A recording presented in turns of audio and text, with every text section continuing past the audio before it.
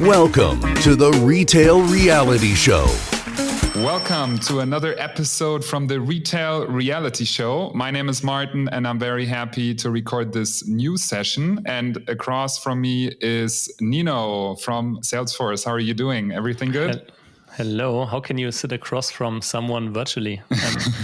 Well, at least you're on my screen across from me. We're in the metaverse. Thank you, everyone. And also Happy New Year from my end. So I think it's our first show this year. And we spend a lot of time on looking ahead, what the 2024 year brings for us. And we brainstorm a lot, we strategize a lot, and we have a great roadmap for the Retail Reality Show. Today, it's a very big pleasure for us to have Milena Lazarevska from Delivery Hero with us. Milena is SVP Quick Commerce, and she has a wealth of experience in grocery. Amongst others, she worked for Sainsbury's in the UK, but she will introduce herself in a bit. Before we continue, and if you don't know Delivery Hero, you should just Google it. It's a great company. Its origin is from Germany, if I'm not completely wrong. Yes, Milena is nodding. Delivery Hero is an online ordering and delivery platform for meals, groceries, and everyday goods. And the company operates worldwide. Home market is Germany under different brands. So which brands we will go into more detail in a bit. But before I talk too much, I want to give the stage to Milena. Milena, you want to quickly say hello to our audience? Hi, both. Very happy to be here. Thank you for having me on the show.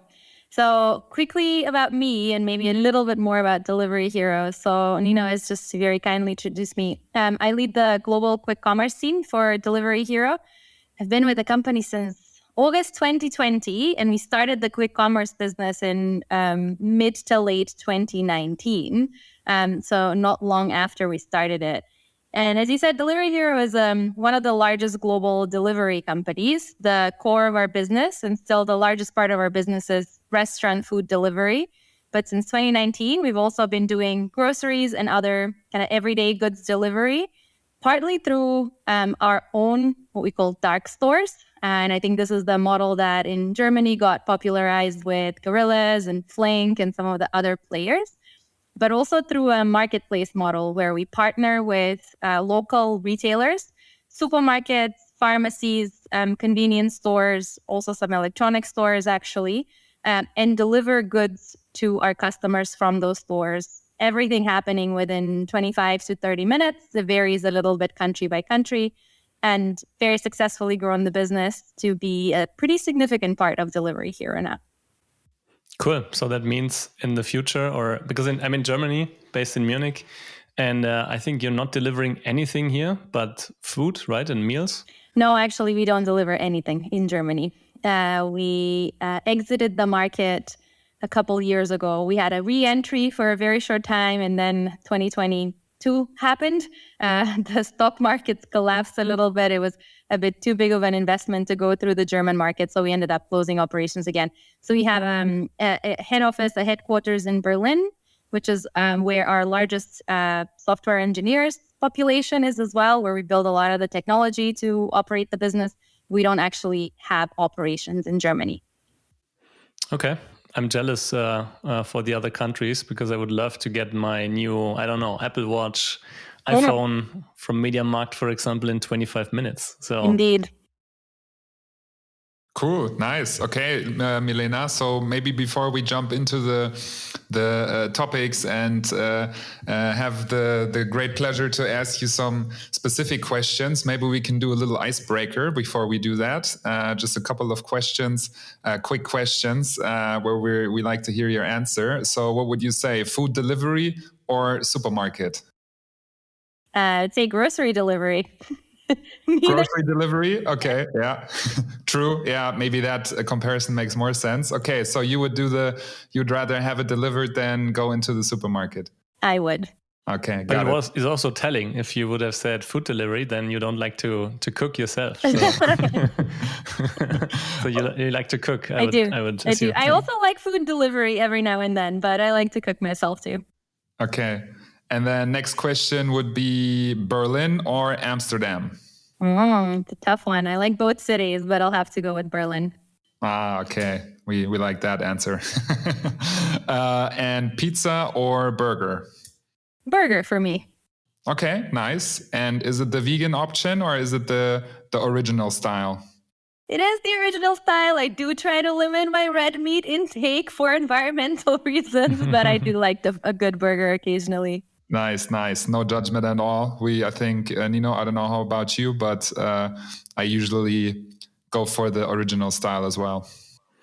Likewise, I tend to eat very less meat since years, but at the weekend, it's a pleasure to eat a piece of meat or a burger, and not raw, but medium. I would go for a burger medium. Agreed. Great. So let's hope we don't get a shitstorm for our type of choice for the burger, but I hope some people can relate. Okay, over to you, Nino, and thanks, Milena, for the quick answers. And then let's dive into the next topics. Sure. We already learned a little bit about Delivery Hero. Thanks for that, Milena. Quick Commerce, you already said you started this business in 2019. I think it was right before the pandemic, and I myself, I did my first quick commerce order with gorillas during the pandemic. I still remember I was in a Clubhouse chat. Not sure if do you remember Clubhouse? Yeah. The so platform that wasn't afterwards. Exactly, it died afterwards. But I was in a Clubhouse chat with a friend, and then we chatted about quick commerce and loads of followers, and then I thought, let's try it. And then during the chat, during the talk at Clubhouse, I tried it, and then they delivered within, I think, 10 minutes. That was quite pretty wow, quite impressive. And I thought, how do they make this work? So my first question would rather be very broad, because I think lots of people haven't heard about quick commerce. How does it work? What's the business model behind? Yeah, so let me maybe first just mention a few of our brands, because I realized I didn't mention that in the introduction. And I'm sure the listeners, if they don't know Delivery Hero, and actually not many people do because we're not really a household brand as Delivery Hero, but hopefully they will know some of the operating brands. So in Europe, we have Foodora, mostly in the Nordics and some of Eastern Europe. We have Glovo that covers Europe, North Africa, and then Eastern Europe and further. And Yemek Sepeti in Turkey, eFood in Greece. We have Talabat in the Middle East, Food Panda in Asia, Wua in Korea. That's our largest brand that we have. Pedidos in South America, Hunger Station in Saudi, and InstaShop also in Dubai and in Egypt now. So 10 different brands and entities that operate in over 70 countries around the world. All of them have quick commerce. We operate two quite different business models, actually. As a consumer, you may not notice, because as a consumer, you get the choice of groceries and other verticals. So like I said earlier, we have pharmacies and beauty. Some of the markets are quite strong on electronics, flowers, especially coming up to Valentine's Day. We have a big spike in flower ordering. So as a consumer, you may not notice, but as a business, the two different business lines are the dark stores. So what gorillas had or have in Germany, I guess, and also the marketplace model. So where we partner with existing retailers and deliver on their behalf. Dark stores are our own owned warehouses that are somewhat small, 250 to 500 square meters kind of size. Used to have somewhat limited assortment. Over the last 3-4 years, we've really grown the assortment that we offer out of the dark stores, and it is quite comparable to a supermarket, actually. So in our largest stores, or the most dense ones, we have over 10,000 items. 10,000 items is what you would find in a normal size Rewe or Edeka in sort of the big supermarkets in Germany. Some of our other stores offer kind of 4,000 to 5,000 items. This is even more than what a city center Rewe or Edeka would actually offer. So quite a lot of assortment, mostly types of products that you would find in a supermarket. But again, we also offer some general merchandise, some flowers also out of the dark stores.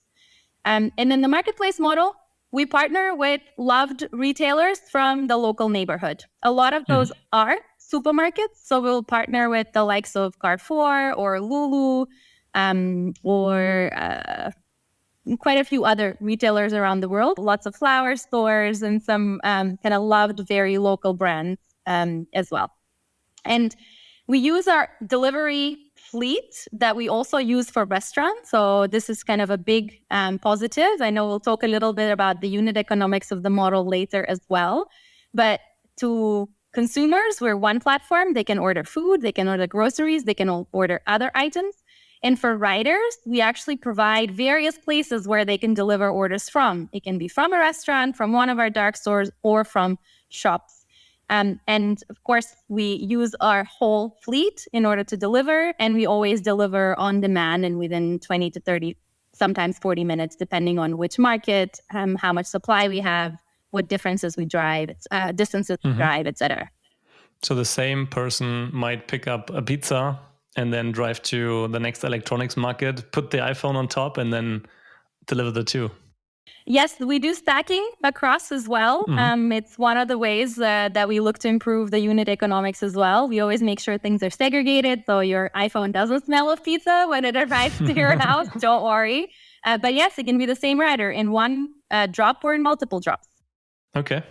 And you already mentioned unit economics. We will go a little bit into more detail in a bit. But in general, how do you make money? How you run quick commerce? So the two models also have two different ways of making money. In our dark stores, we buy goods from suppliers. We're a normal retailer. We buy goods from suppliers. We put a markup on those goods. That is our gross margin. And we pay for the operations of the store, for the picking and packing operations, for the delivery, and the difference, I guess, between the money that we get from customers and all of the costs that we have is how we make the money.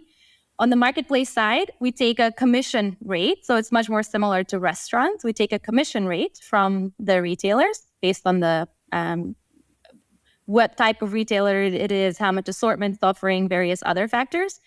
We also, in both models, of course, have a delivery fee, which is often discounted if a customer is a subscriber or not, whatever kind of free delivery or discounted delivery options they have access to.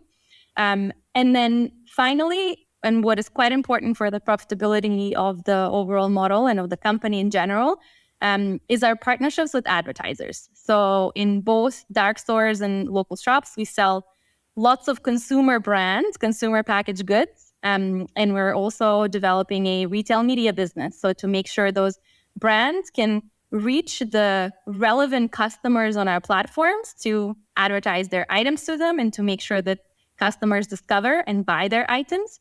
And we, of course, sell advertising space on the apps as well. Got it. So I think that's, I suppose, as I said, we will go later into this. This will be also one mean to get profitable as a quick commerce provider. And I'm sure you also have thought about white label or own products, right? We have early stages when it comes to private label. But we already have actually quite a decent private label assortment in our Food Panda entity, especially Singapore, Malaysia, Hong Kong, I think a few other countries in Asia as well, across fresh products, dairy products, snacks, so quite a wide range. We are by no means as advanced as the Western European supermarkets when it comes to private label. And actually, when we first started thinking about private label, one discovery for me, because I've only ever worked in Western Europe before, was that in Western Europe, retailers, especially grocery retailers, have up to 50% of their sales come from private label. It's really not the case in most other places in the world. It's single digits, if low double digit, kind of in the teens contribution from private label. So brands have a much stronger hold, which is why we haven't really focused so much on private label yet. But we do see this as one of the avenues to expand margins in our dark stores. I heard Aldi and Lidl are doing this quite well. Exactly. 100% contribution from private label.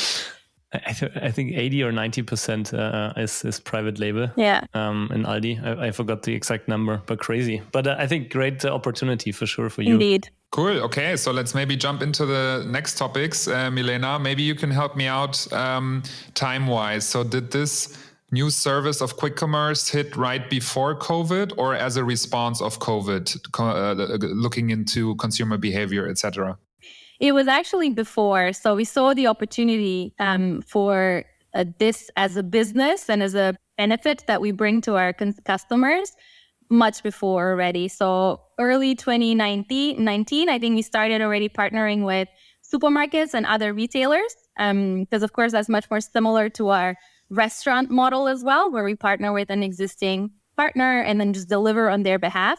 But already mid to late 2019, we opened the first dark stores. Between Kuwait and Turkey, we already had quite a few dark stores. Now, when 2020 hit, we already had big expansion targets, and I think it just poured fuel on everything. And we went really quickly through 2020 to expand pretty much in all of our markets. So how did the consumer engagement change prior to COVID and then during COVID in terms of this quickness of the delivery of the food? Because I can imagine, especially in times of COVID, where maybe you're sitting at home and it's a whole different setting for yourself. It's even more interesting to get things delivered that quickly. And I remember new brands coming on the market like Gorillas, Flink, etc., that did have this specific punchline of getting your things delivered within 10 minutes, where people were like, oh my God, this sounds crazy.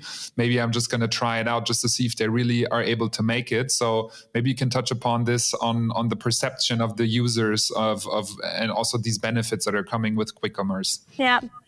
Look, COVID was no doubt a massive accelerator to our industry. I don't think we would be where we are today. E-commerce groceries in general wouldn't be where we are today if it wasn't for COVID, because everybody that was delivering home got a boost. Yeah. Now, what I've been quite impressed with is just how quickly we've grown quick commerce and how much that growth is actually sustained. So we released our preliminary 2023 results just a couple of days ago. We don't yet disclose the growth of quick commerce, but I can tell you it's close to 30%. This is 2023 on 2022 growth. And there is no more COVID. There are no more restrictions. And 2022 still had some tough comparables because a lot of the Asian markets still had lockdowns coming into 2022 as well. So yes, COVID is a big accelerator, and back to the consumer sentiment and kind of the value that this is bringing, consumers are clearly absolutely loving this proposition.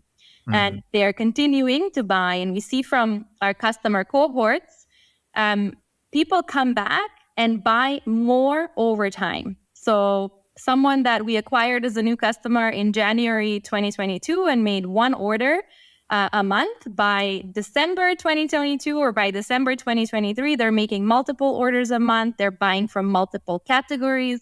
They're buying from multiple vendors. They discover that we can serve all sorts of missions in their life. We remove the aspect of planning. I'm sure we all know you write down the very long list of the things you need from the supermarket, and you either go on the website and you spend an hour building your big basket, or you go to the supermarket and you walk around for an hour. If you can't have a kid, I don't even want to imagine what it's like to do that activity. And then you forget something. Of course, you always forget something. I am this person. Yeah. What we're seeing customers are actually doing is that they're buying more frequently, but slightly smaller baskets. So we don't see the €100 baskets. And I think you'll see a lot of the critics of this model, especially when they say it's never going to work financially, are always talking about how small the baskets are. And yes, the baskets are not very big, but we get customers to shop more frequently. So actually what we're seeing happen is the big monthly shop or even the big weekly shop gets broken down in 2, 3. So you're topping up and you're getting the things you need for the next 2-3 days or maximum for the next week. And then you buy more frequently because you don't need to plan. You don't need to think very far ahead. And I think that's a huge benefit for consumers and why they keep coming back to shop with us. So it's basically acquisition costs and then pushing them to get the second order from the consumers. And then you can already predict probably the customer lifetime value. Exactly. And especially when we get people to start buying fresh produce, so fruits and vegetables or chilled goods like dairy, cheese, yogurt, etc. These are very high frequency purchases. And they tend to be basket starters. And the people that start buying these from us and are happy with that experience that delivery are our most valuable customers as well. Makes sense. Maybe just because Martin also mentioned Gorillas and Flink, how does the market look today? So now we are out of COVID, and you said quick commerce is growing close to 30% on your end without disclosing the exact number. What happened to the others? Or maybe if you zoom out, how many players are left there? Because I think there was also big venture money during COVID, where I think this winner takes it all mentality happened, where they tried to grow as fast as possible, and some of them didn't make it, and they're now gone. So maybe if you can just give us a quick overview how this looks like today. So the players that didn't make it were mostly the standalone dark store players, because that is by far the most CapEx intensive, and from a unit economics perspective, the most challenging model, especially if you look at Western Europe and the US. GoPuff is still around. There are still a couple of standalone players. I mean, Flink is still around, of course. Getir is still around, and a couple of smaller ones that I know in London. But I don't know of any other standalone dark store quick commerce player that is of a significant size that has actually stayed. Who has made it, though, and who has made it quite successfully are platforms like us that actually combine multiple different products for delivery. So food platform with grocery delivery, expanding into some other categories as well. DoorDash is doing well. Uber Eats is doing well with their grocery proposition too. And we have some regional competition with Rappi, with Grab, Noon in the Middle East, somewhat Deliveroo in the Middle East as well. So a lot of those platforms, I think, are doing well. I'm not sure they're doing as well as us. I do think we are doing quite well in most of our markets and winning the markets in most of our markets. But there is some worthy competition out there that we need to keep an eye on. However, I do consider supermarkets or offline shopping in supermarkets our largest competition. That's our market, especially when it comes to grocery delivery. We're still a tiny proportion, and e-commerce in a lot of our markets is a tiny proportion of what people spend on groceries. It's still huge potential for us to get more people to shop online, and some of those occasions to be with quick commerce. I do believe we're going to take the largest share of e-commerce groceries going forward. But yeah, lots of potential there. It's if I remember correctly, just in our addressable market, so where we play, it's a over 1.5 trillion euro industry. Wow. Just groceries. We're not even talking pharmacies, flowers, all the other verticals I mentioned. How big is the percentage of lifestyle products? Do you know that compared to food and groceries and like drugstore things? Because with Blank, we have a big focus on lifestyle products that are slightly more expensive as well. So I'm curious to see if people already picked on to the service of also getting maybe fashion or shoes or, I don't know, we were talking about electronics, headphones, iPhones, whatever. Like, do you know the percentage of this roundabout? It's small. It's single digit is a contribution, and low single digit from all of our sales. Groceries is by far the largest category that we play in. But we do see spikes on certain customer events. Like we had a very big spike because Woowa, our Korean entity, had a partnership with Apple for the release of the new iPhone, and we had huge spike in sales. Valentine's Day, we see a huge spike in flowers and premium chocolate delivery. But on a normal kind of day-to-day basis, really, our top selling products are bananas, beer, snacks, and other fruits and vegetables. And in APAC, it's quite a lot of milk too that we sell. Interesting. You should release that. You should have a dashboard where you anonymize and where you just show what's trending every day. Indeed.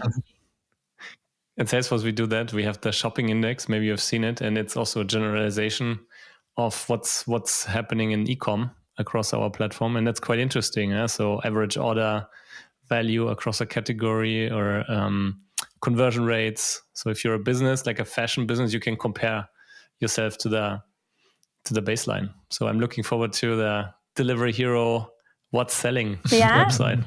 White paper. what would be really interesting is because I'm one of those. Convenience is big, and we bought recently a Thermomix, and I tried also HelloFresh, and they have now a subscription that is almost not directly connected to the Thermomix, but at least it's adjusted. So they give you the recipe, and then you just have to click next, and you put in the Thermomix what you put out of the HelloFresh parcel. So it's like a cooking with like an iPhone for cooking. What I would be really interested in who is ordering with the quick commerce players. If you can give us a little bit insights, is it like me, so like the mid-age guy? Is it rather Gen Zers? Is it millennials? Would be really interesting to get a little bit of an insights into the average buyer. Yeah. It's a bit of a mix, and it's not actually that much of a dissimilar profile to those that order restaurant food on our platforms as well. That is the customer pool that we tap into, and then we try to cross-sell quick commerce, mostly to those customers. But it does tend to be young adults, right? So past school, definitely into university, when people start having some own of their money to spend. And it doesn't push much past 50, 55 years. I think the majority of our customers are between the 20 and 40 year bracket. But it's a mix of men and women. I was actually expecting a lot more women to be shopping on quick commerce because that tends to be the general grocery shopper. And yes, we over-indexed a little bit on women, but I think it's a 60-40 split. It's not actually as drastic a split as I expected it to be, which is also very interesting. And then we have people using us for different occasions. Some come in the evenings and they buy beer and snacks on a regular basis. Some buy from all sorts of categories and they come back really frequently. We actually have people that come to us in the morning for kind of breakfast foods plus whatever they need through the day or for the next few days. So quite a few occasions. And it varies a little bit country by country, of course, where we are. But I think it's applicable to the general urban population. We, of course, tend to be in urban populations. And we're really working hard on making the service as affordable as we can and therefore make it as accessible as we can for everybody. Because especially when it comes to our marketplace business, it's the same prices as in store by and large. And in our dark stores, we try to be quite competitively priced to the relevant supermarket in that particular country. Now, of course, for smaller baskets, there are delivery fees and other fees associated with those baskets. But once customers become pro customers, or if they pass a certain basket threshold, they also get a free delivery. So that shouldn't be a barrier for many customers to be buying from us as well. I was really surprised during COVID. I was ordering a few times with Gorillas, and I was really surprised that it's as like you said, it's very comparable to a supermarket. Obviously, you pay a premium for delivery, but also not too much. I think it was 2 to 3 euros, but the prices were similar. I ordered also bananas. I ordered beer, for example, in the evening, and it was surprisingly cheap. Beer and bananas. Nice combination. These are such frequently bought items and occasions that unless we're affordable, we're becoming a very niche service. And this business doesn't work with low numbers of customers, especially when it comes to the dark stores. I mean, obviously, one lever for profitability for us is getting the basket sizes as big as possible, because that's how the unit economics work. But to make a store profitable, we need to have as many customers ordering as many times from that specific store, because otherwise we can't dilute the fixed and semi-fixed costs of the store. The people that work inside, that are doing the picking and packing of the orders, the rent of the store, the utilities and the capex that went into the store. So we have to make, this is a scale business. It's grocery retail. It really has to be a volume business. And to be a volume business, we must be affordable. And is there any, because you mentioned it earlier, it's predominantly urban areas. I can imagine many of the listeners of this podcast are not living in Berlin, Munich, Hamburg, Cologne, or Zurich, or any other urban area. Is there any chance or any plan to also roll this out to smaller cities? So we do have presence in some smaller cities, say Innsbruck in Austria, for example. I don't know how small of a city, there is a limit. When it comes to the dark store model, how big an urban environment needs to be, how big our platform needs to be in terms of total customers that are actually buying with us, which again is determined by the size of the city. But it's not tiny. I mean, villages, absolutely not. But I think cities of 200, 300, 500,000 people, absolutely. This is a very viable proposition there. When it comes to our marketplace business, I think that is a much more widely applicable, because if there is a local store, we can deliver from that local store. Our costs are the rider costs, the delivery costs, and then we help bring additional business for that physical store as well by providing some online orders. Just wondering, Milena, that popped in my head, because I heard this in a different podcast for a different context, but do you guys also do flash sales and stuff like this when you, for example, see that the minimum date range of a certain food product is running out maybe in a couple of months? Yeah, did you say, okay, let's shoot these products out to the consumer maybe for a discount and then just to get it out of the stock? Is this something that you do? Absolutely. I think with the speed at which we expanded, especially the dark stores, what we call the D-marts, it's not like we made 100% correct assortment decisions, as in we decided to stock an item that for sure sells. We've made a few mistakes on the way, so we always had to correct our mistakes and then sell off or even donate in some cases the stock that we had left over. So we did quite a bit of this in quite a few countries. It's becoming a little bit less how much we have to do this because we're becoming more mature. We're making much better assortment decisions. We have our own data now to base the assortment decisions on what might sell, what might not sell in every particular dark store. But what we do is interesting events for customers always. We have, for example, in Food Panda, once a month, there's something called Panda Mart Day. So for that day, it's a big campaign. We get various brands to participate and we offer discounts to consumers. And they know that on this day, they will get really great discounts. We have discounts active on a regular basis, but for these bigger events, we have things that are a bit more special. A very big season for us in the Middle East is Ramadan. It's about to start, I think, in a couple of weeks' time. And this has been now 3-4 months in the works to get special products, to get special discounts, to make sure we advertise this well to our customers too. And if it's anything, if last year is anything to go by, hopefully it will give us a nice boost of growth for the rest of the year as well. Interesting, yeah. And maybe one additional question to this topic. Are also brands interested in doing specific placements of their products? For example, even sampling products just so people can try it out for free maybe, and then if they like it the next time they order it? Absolutely. We actually recently developed that functionality where we can sample products to customers. So we're rolling that out to our entities. It's been a highly demanded feature from all of our brand partners so far. Cool. Interesting. Another retail media angle. Yeah. And I think you mentioned it already, the treasure trove of data you're generating. I think that's gold in the future. The more you deliver, the more data you have that you can also monetize. Absolutely. And I think there is data that is just good practice to share with our partners.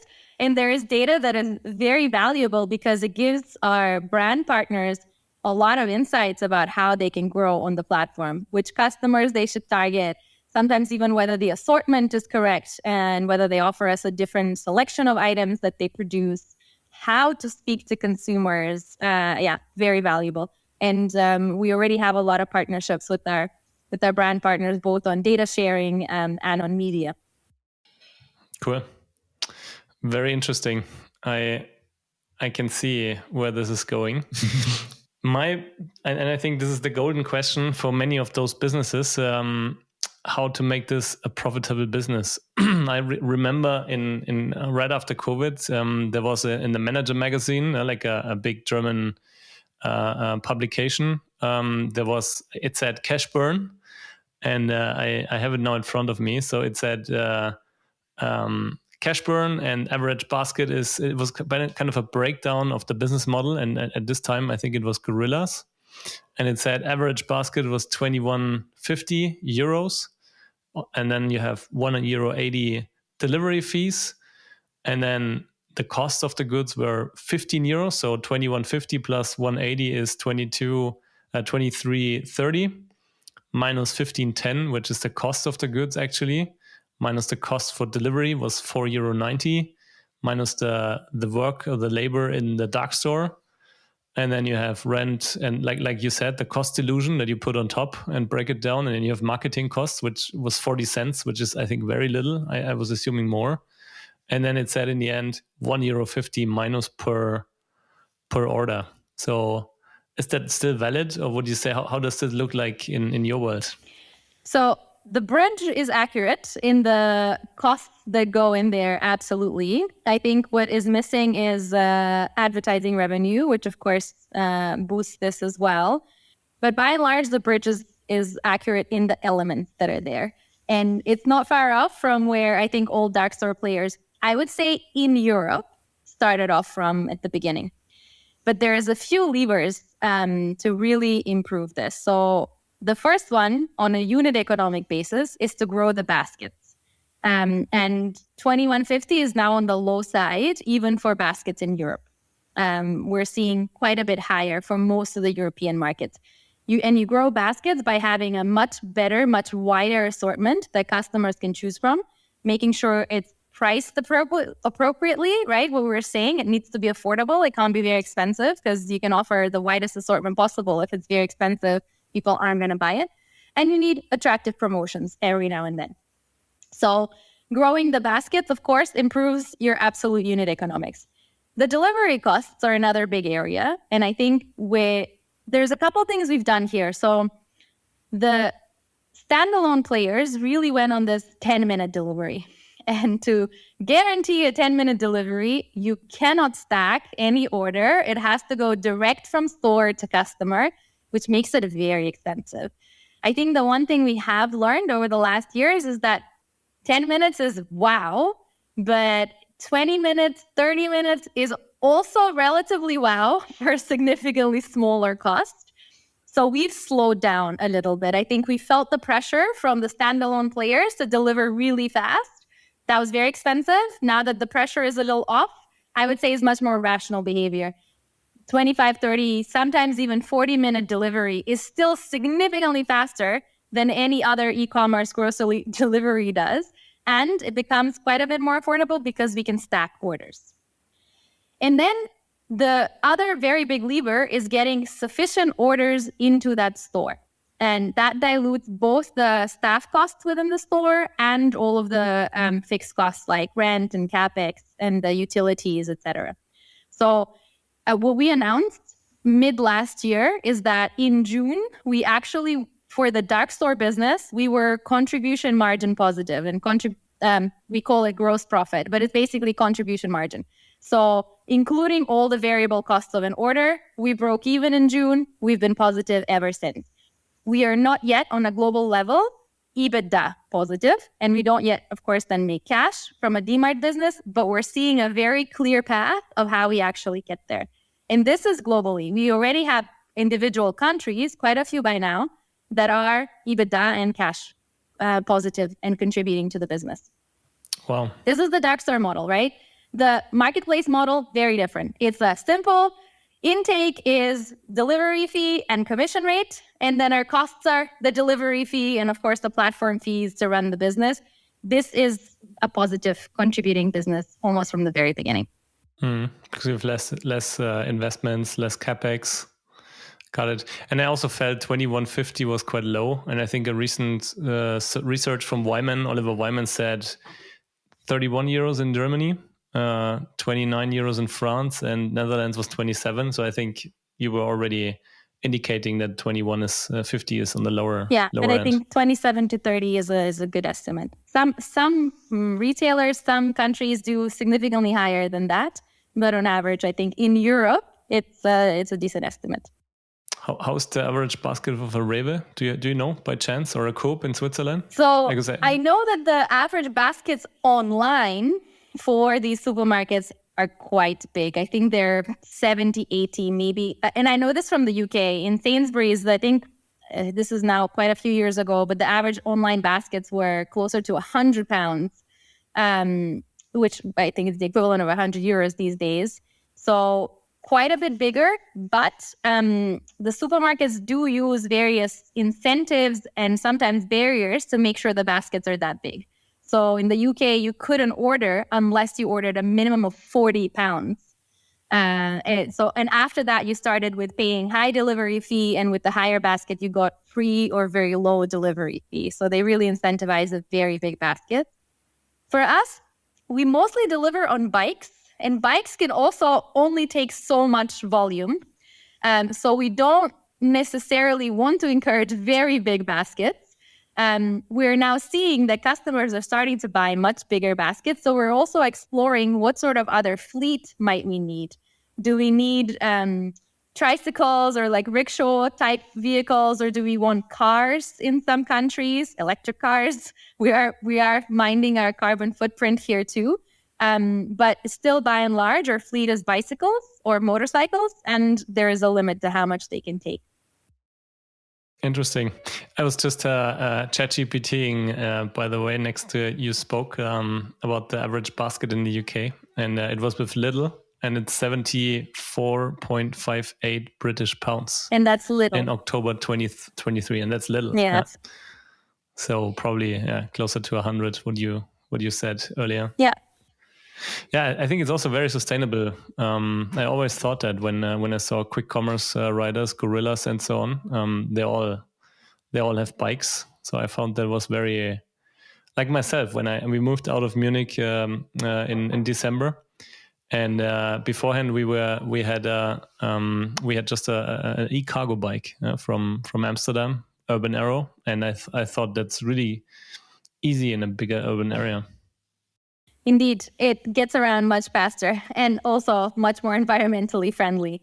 I'm just going to mention that while the maybe Lidl and then the e-commerce orders of supermarkets are quite big, what I know for sure from supermarkets in the UK, their big growth channel was what they call the convenience stores. And these are city center located, slightly smaller assortment. So kind of not dissimilar to what we offer from the dark stores, actually. And the basket sizes there are significantly lower, but customers buy much more frequently because they break up their big basket. And in the UK, it's been a trend for some 10, 15 years now that average basket sizes have decreased because customers shop more frequently, because there's more availability of groceries. They can get it anywhere, on your way home from work, next to your house, next to your gym. The shops are everywhere, so people shop everywhere. In a lot of the markets where we're bringing that sort of evolution through the dark stores and through the delivery home as well. Got it. So maybe you said a little bit about retail media and touched upon the advertising. Would love to dive into that a little bit more, especially also because I have a personal passion in marketing and advertising. So maybe you can give us some more insights about this. So how relevant is it for your business model on the one side? You also mentioned this before, but just to get some more ideas around this. And also, what types of advertising are we seeing here? Is it flyers that are within the delivery bag where someone is doing advertisement, or what type of what's going on there? Maybe you can just fill in the blank here. Yeah. Maybe I'll start with a bit of an introduction to retail media, because since a couple of years ago, I think it became quite the buzzword in the media industry now, retail media, which is basically advertising directly on retailers' property, on apps, on websites. Amazon, of course, very much leading the charge. They make an insane amount of money through advertising, that being a standalone business unit for them now. But for brands or for the advertisers, being a very interesting new type of media, because it's significantly closer to the consumers. In fact, it's one step away from a transaction for their products. They get, from what I hear, much better return on investment of their advertising spend, because it is such high intent consumers that they're able to reach. So a very quickly growing aspect of media. Now, we offer all sorts of different things in terms of media. Yes, flyers, yes, sampling, But really, the big aspect is what we call our in-app properties. So either display advertising, we have banners, including shoppable banners. So like a banner with advertising, but with the products directly there. So really drive consumers to action straight away. And also another kind of bucket of advertising that we call product advertising. So boosting the ranking of a product either in the organic ranking of a subcategory or category, within search results, or within swim lanes, so wherever an individual product is exposed. We balance this, of course, to make sure our overall customer experience doesn't suffer from advertising. So we want to be showing very relevant advertising to our customers, even, I would say, even interesting advertising that it inspires. And of course, that drives a higher conversion for our advertisers and a higher return on investment for them. It is already a good contributor to our profitability, particularly for both, actually, for the dark store side and for the marketplace side. And we have very good partnerships with the likes of Unilever, Pepsi, Coca-Cola, Nestle, many other many other big consumer packaged goods companies. We sell their products through the dark stores. We sell their products as a secondhand person from the marketplace model. And we have access to many customers that are exposed to their products and buy their products from us. So it's kind of the perfect match between us and them to use this as an advertising, as a media platform. Super exciting. So does it go by cost per mil then, kind of like these typical advertising KPIs, or how does it work? Yeah, either cost per click or cost per mille, depending on the type of asset that we have. We still have we're transitioning a little bit and developing our technology as well. We made this public. We partner with CitrusAd as our technology provider for retail media. So we're evolving what sort of assets we offer too, but by and large, product ads are priced on a cost per click basis, and display advertising is either what we call tenancy pricing, so you can get a slot for a period of time, or on a cost per mille basis. Cool, thank you. Cool. I think retail media sounds like it's a big contributor, as you said, to your overall profitability now and also in the future. And speaking of the future, I would be interested in how will your business model evolve in the dark store side, and also on the marketplace side. What's on the roadmap? Give us some insights. This is the future of retail. So we still have a few things to make sure our grocery business is running very smoothly. We're currently enabling what you would consider as quite core functionality that most of the supermarkets online offer.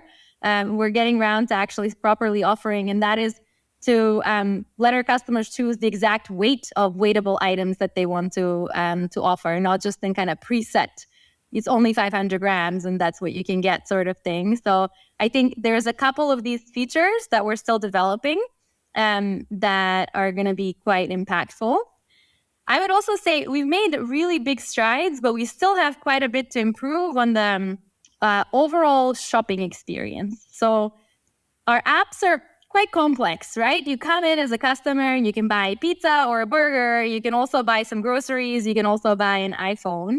How do we help customers navigate through that universe in a quick way, right? Because especially for my business, we're quick commerce, but it needs to be a quick shopping experience.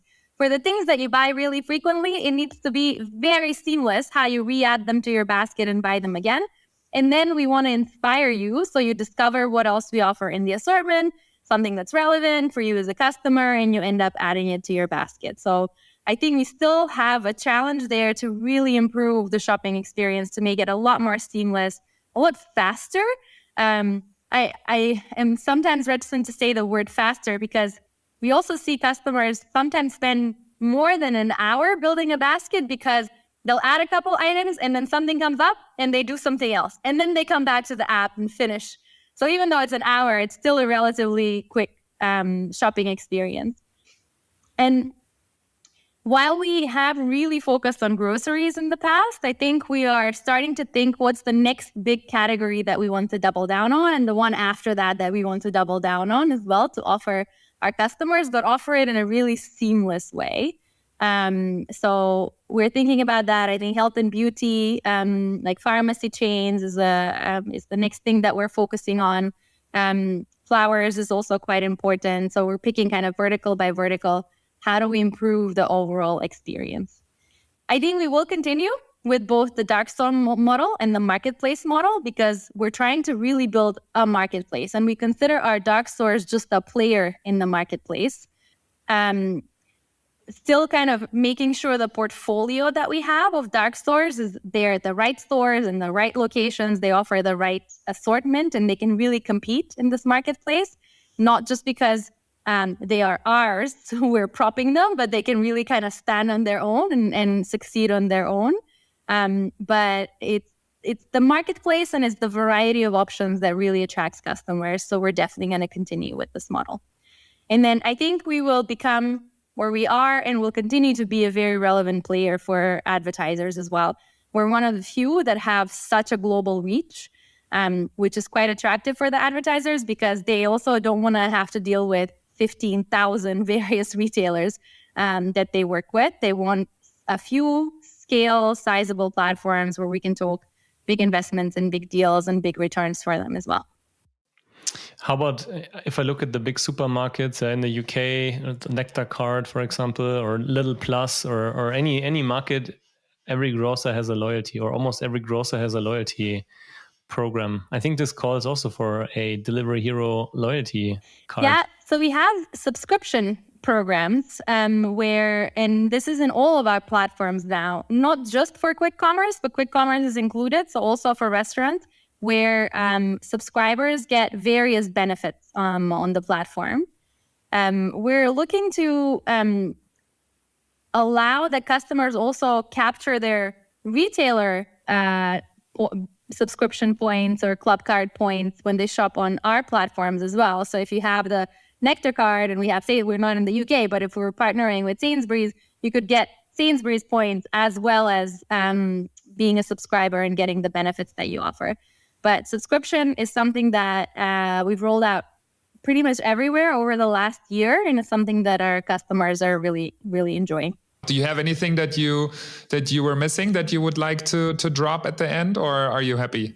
Yeah, I think one thing I would like to share as my perspective on the future is that when it comes to grocery shopping in particular, I really see the future as omnichannel. I mentioned earlier that we're still a tiny, tiny player in the grocery industry, in e-commerce, but especially in the grocery industry. And I think we will grow really significantly. I think we'll take a good share and a still single-digit share of the total grocery industry in the next 5-6 years. But even in the long term, I still see a place for physical stores in providing a different kind of experience. And it's partly why we really like partnering with existing retailers as well.